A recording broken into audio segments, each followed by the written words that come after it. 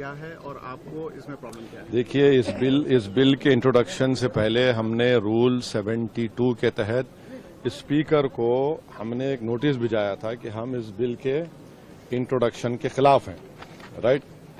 اور ہمارا ماننا یہ ہے کہ یہ جو بل ہے آرٹیکل 14, 15 اور 25 کا اس کے پرنسپلز کا وائلیشن کرتا ہے۔ یہ بل بیسک سٹرکچر جو سمویدھان کا اس کا وائلیشن کرتا ہے اور خاص طور سے جوڈیشل انڈیپینڈنس کا اور سپریشن آف پاورز کا یہ وائلیشن کرتا ہے۔ اب اس میں سب سے اہم بات یہ ہے کہ جو وقف بائی یوزر کا سیکشن 3RI ہے اس کو یہ کہہ رہے ہیں کہ وقف بائی یوزر کو ہم نکال دیں گے۔ کیسے نکالیں گے؟ کیوں نکالیں گے آپ اس لیے نکالیں گے تاکہ آپ جتنے مسجدوں پر RSS کا دعویٰ ہے وہ چھیننا چاہ رہے آپ، جتنے درگاہوں پر رائٹ ونگ ہندوتو آرگنائزیشن کا دعویٰ ہے، جیسا اپنے ممبئی میں حاجی ملنگ کی درگاہ ہے، چھیننا چاہ رہے۔ وقف بائی یوزر کا آپ نکال کر بول رہے ہیں کہ ڈاکومنٹیشن لے کر 400 سال کا ڈاکومنٹیشن ریونیو سے نہیں نکلے گا تو کیا کریں گے آپ؟ دے دیں گے کیا؟ چینج کر دیں گے؟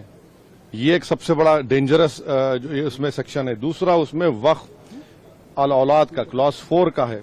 دیکھیے بھارت میں جو قانون ہے نا وہ کسی کو روکتا نہیں ہے کہ وہ اپنی پراپرٹی کو ول کے ذریعے ڈسپوز کرے یا کسی کو گفٹ دے۔ تو وہی کوئی مسلمان اگر اپنی اولاد کے لیے وقف کر رہا ہے تو ان کے پیٹ میں درد کیوں ہو رہا ہے؟ ہندو انڈومنٹ بورڈ میں اجازت ہے اس کی، سب جگہ دوسرے گردوارہ پربندھن کمیٹی میں اجازت ہے، تو مسلمانوں کے وقف بورڈ میں کیوں نہیں ہوگا؟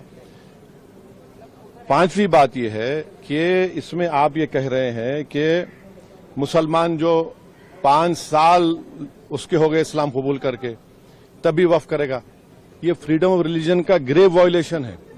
اچھا دوسرے ریلیجن کو ماننے والوں کے لیے ایسا قانون ہے؟ نہیں ہے۔ اور آپ کون ہوتے ہوئے طے کرنے والے مسلمان ہوا نہیں ہوا؟ 5 سال اس کو رکنا چاہیے تبھی جا کر، مانے آپ ویٹ کریں گے ہاں؟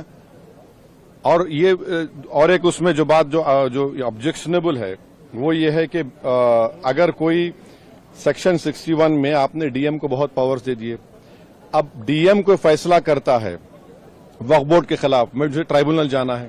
اب ٹرائبونل پہلے کیا تھا؟ ایک جج تھا، ڈسٹرکٹ جج سینئر CJ اپوائنٹ، اور 2 لوگ تھے۔ اب کہہ رہے ہیں کہ ٹرائبونل میں 2 لوگ ہوں گے، ریٹائرڈ ڈسٹرکٹ جج اور ایک آفیسر ہوگا، کیا ہوگا وہ جوائنٹ سیکرٹری رینک کا۔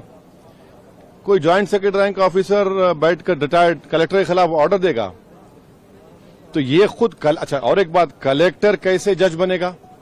فیصلہ بھی وہی کرے گا، جج بھی وہی کرے گا، یہ پرنسپل نیچرل جسٹس کے خلاف ہے۔ تو اس میں کئی سیکشنز ہیں جو خطرناک ہے، کئی جو وقف بورڈ کے فیور میں نہیں ہے، وقف کو ختم کرنا چاہتے ہیں۔ تو سرکار کی دلیل یہ ہے کہ سب دلیل جھوٹی ہے۔ جو کہ وقف بورڈ ایک وہ جو بول رہے ہیں نا، وہ گاؤں ڈکلیئر کون کیا؟ وہ بتائیں دیش کو۔ وہ گاؤں ڈکلیئر اگر ہوا ہے تو وقف بورڈ پہ نہیں بولنے پہ نہیں ہوا ہے، اس لیے ہوا ہے کہ سروے کمشنر کی رپورٹ آئی، اس کے بعد گزٹ ایشو ہوا، اور گزٹ کے لیے 1 سال کا ٹائم مسلمانوں کے لیے ہے، نان مسلم کے لیے کبھی بھی ٹائم ہے۔ آپ اس کو آبجیکٹ کریے نا۔ حیدرآباد میں بھی ایسے کے پراپرٹیز تھے جن کو گزٹ کے بعد بھی کورٹ نے اوور رول کیا۔ آپ مثالیں دے رہے ہیں، یہ سنیری باغ کی مسجد کا اگر ڈاکومنٹیشن لاؤ کہاں سے لائیں گے بتائیے؟ میرے پاس تو منتر شنتر نہیں ہے کہ 200 سال پرانے کے مرنے والوں کی روحوں کو بلا کر منتری جی کے پاس لے جاؤں کہ دیکھو یہ روح ہے اور یہ کہہ رہی کہ وقف ہے۔ یہ کیا بات کر رہے ہیں؟ تو یہ لیجسلیشن نہیں ہے، وقف کو بلڈوز کر کے ختم کرنے کا، مسلمان اجازت لوٹنے کا ہے۔ JPC کو گیا ہے، آپ لوگ ویروڈ کر رہے تھے، آپ کو لگتا ہے کہ JPC سے یہ راستہ نکلے گا؟ ابھی اتنا جلدی بولنا غلط ہوگا۔ JPC کا بھی اسپیکر صاحب اس کو بنائیں گے، کیا ہوگا دیکھتے ہیں۔